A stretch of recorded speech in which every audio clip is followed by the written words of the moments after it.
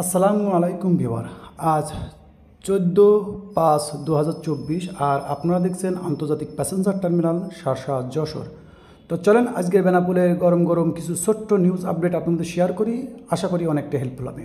তো আমাদের ভিডিও ভালো লাগলে অবশ্যই আমাদের ভিডিওতে লাইক করে দেবেন, চ্যানেলে নতুন হলে সাবস্ক্রাইব করে রাখবেন এবং এরকম হেল্পফুল ভিডিও পাওয়ার জন্য আমাদের ভিডিওটা বেশি থেকে বেশি শেয়ার দিতে থাকবেন, যাতে করে আপনার একটা শেয়ারে আরও কিছু জানতে পারে। তো আজ প্রথম আপডেট আছে বেনাপোল বর্ডারে আজ ভিড় কেমন। তো মোটামুটি আপনারা যদি লক্ষ্য করেন ভিড়টা কিন্তু আলহামদুলিল্লাহ মোটামুটি অনেক ভালোই, অর্থাৎ অনেকটা বেশি আছে।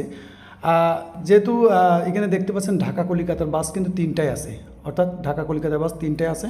আর যে প্যাসেঞ্জারগুলো দেখতেছেন যেহেতু 6:30 বেজে গেছে, এই যাত্রীগুলো কিন্তু এখন ল্যান্ডপোর্টের মধ্যে ঢোকা শুরু হয়ে গেছে। আর লাইন যদি লক্ষ্য করেন মেন রোড ক্রস করে কিন্তু গ্রামের ভিতরে চলে গেছে অনেকটা।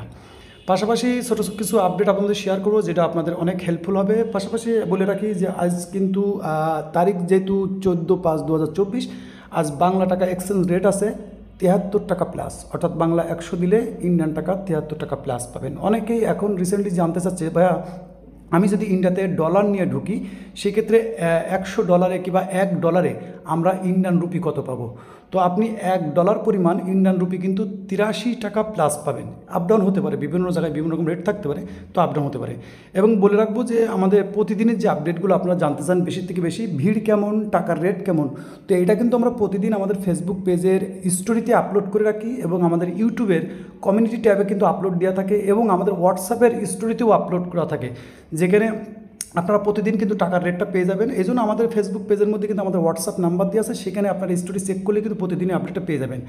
আর চ্যানেলে কিন্তু আমাদের হোয়াটসঅ্যাপ নাম্বার দেওয়া আছে, ডিসপ্লেতেও শো করানোর চেষ্টা করবেন, যে নম্বরে আপনার সরাসরি বেনাপোল বর্ডারে ছোটো কিছু আপডেট আপনারা নিতে পারেন। রিসেন্টলি অনেক বিষয় এই বিষয়টা অনেকেই জিজ্ঞেস করছে যে ভাইয়া যেহেতু ইন্ডিয়াতে নির্বাচন চলতেছে সেক্ষেত্রে বর্ডারে কি কোনো কড়াকড় আছে কিনা। তো বলবো এই ক্ষেত্রে কিন্তু বেনাপোল বর্ডারে কোনো কড়াকড় আমি লক্ষ্য করি নাই কিংবা নাই।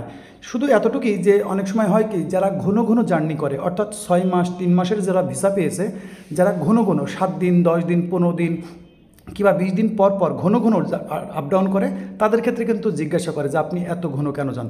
তাছাড়া বেনাপোল বর্ডারে কোনো কড়াকড়ি নাই। অনেকেই বলে যে ভাই কী ডকুমেন্টসগুলো প্রয়োজন হয়। তো বলবো যদি আপনি ইন্ডিয়া ভ্রমণ করেন, ট্রাভেল করেন, যেটাই করেন না কেন, যদি আপনার মাল্টিপল ট্যুরিস্ট ভিসা হয়, মাল্টিপল আপনার বিজনেস ভিসা হয় কিংবা মেডিকেল ভিসা হয়, সেক্ষেত্রে বলবো যদি আপনার ট্যুরিস্ট ভিসা হয় সেক্ষেত্রে আপনি কী করেন, অর্থাৎ সার্ভিস করেন, তাহলে আপনি একটা ছুটির কাগজ রাখবেন।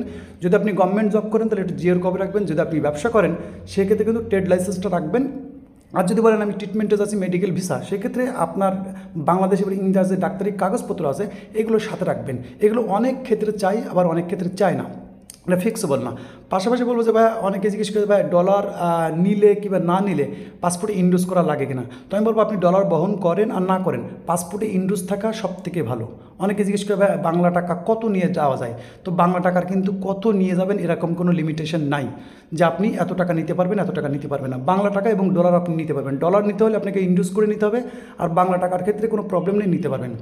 কিন্তু অনেকেই দেখেছি লক্ষ্য করি বাংলাদেশি পাসপোর্ট বাংলাদেশ থেকেই ইন্ডিয়ান রুপি করে নিয়ে যায়, সেক্ষেত্রে কিন্তু আপনি ইন্ডিয়ান কাস্টমস কিন্তু এটা আপনার প্রবলেম করবে। আপনি বাংলাদেশি পাসপোর্ট বাংলাদেশ থেকে রুপি নিতে পারবেন না, আপনি বাংলা টাকা এবং ডলার নিতে পারবেন। ডলারের ক্ষেত্রে কিন্তু আপনাকে ইন্ডোজমেন্ট থাকবে, আর বাংলা টাকার ক্ষেত্রে কোনো প্রবলেম নেই। অনেকে বলে ভাই ইন্ডিয়া থেকে কী পরিমাণ কেনাকাটা করে আনতে পারবো।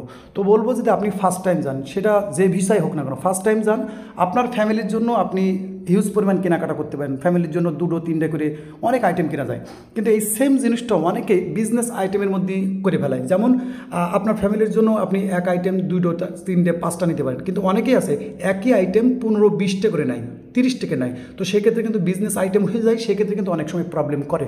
তাছাড়া বেনাপোল বর্ডারে আমি বলবো লক্ষ্য করে কোনো রকম প্রবলেম নেই। যারা রেগুলারভাবে জার্নি করে তারা কিন্তু জানে যে এখানে কিছু কিছু নিয়ম কারণ আছে, যেটা সঠিকভাবে বুঝতে পারলে বেনাপোল বর্ডারে আপডাউন করার জন্য আপনার কোনো পেরেশানি নেই। এই যে ভিড়, এই ভিড় বাদেও কিন্তু অনেকেই সুন্দরভাবে চলে যাচ্ছে, তারা জানে নিয়ম কারণ। তো বলবো এই ছিল ছোট্ট কিছু আপডেট আপনাদের শেয়ার করলাম। আশা করি ভিডিও ভালো লাগবে। ভিডিও ভালো লাগলে আমাদের ভিডিওটা লাইক করে দেবেন, কমেন্ট করবেন, শেয়ার করে দেবেন।